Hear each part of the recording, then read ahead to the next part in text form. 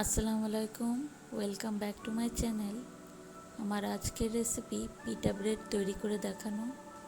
এই পিটা ব্রেড দিয়ে আপনারা স্যান্ডউইচ তৈরি করতে পারেন। পিটা ব্রেড তৈরি করার জন্য প্রথমে আমি এখানে হালকা গরম পানি, 2 চামচ চিনি এবং 2 চামচ ইস্ট দিয়ে ভালো মতো মিশিয়ে এটাকে 10 মিনিট রেস্টে রাখবো। এখানে আমি 1 কাপ পানি নিয়েছি।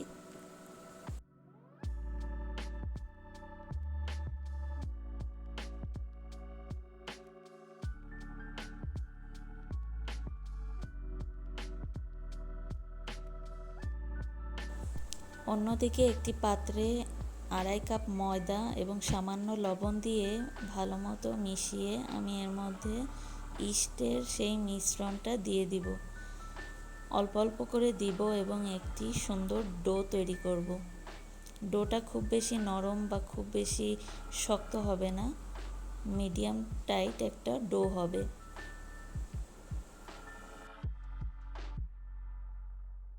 এবং ডোটা রেডি হয়ে গেলে আমি এর উপর একটু তেল মেখে এভাবে ঢেকে রাখবো একটু গরম জায়গায়, যাতে এটা ফুলে ডবল হয়ে যায়। মিনিমাম 30 মিনিট মতো রাখতে হবে। 30 মিনিট পর এটা ফুলে দ্বিগুণ হয়ে যাবে, তখন এটা আরেকবার ভালো মতো মথে নেব।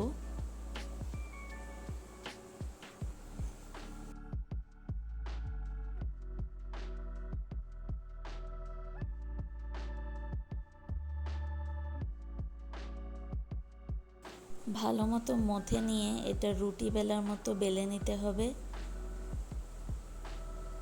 তারপর এখানে গোল গোল করে কেটে আমি পিটা ব্রেডের শেপ দিয়ে দিব। ঠিক এই রকম হবে। এবার আপনারা গোল অথবা চারকোনা যে কোনো শেপে কেটে নিতে পারেন।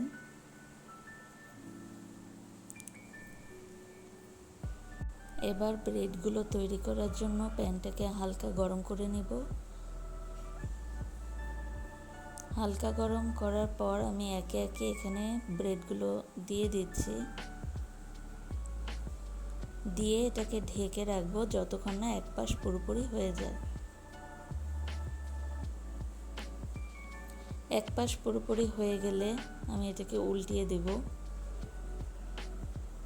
অবশ্যই এই সময় ঢেকে রাখতে হবে, তা না হলে ভালো মতো কুক হবে না।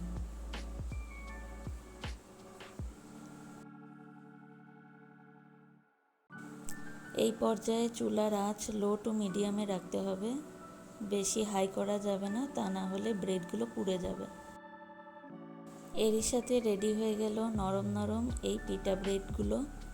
এই পিটা ব্রেড দিয়ে আপনারা যে কোনো রেসিপি তৈরি করতে পারেন। আশা করি আজকের রেসিপিটি আপনাদের ভালো লেগেছে, এবং ভালো লেগে থাকলে অবশ্যই আমার চ্যানেলটি সাবস্ক্রাইব করতে ভুলবেন না।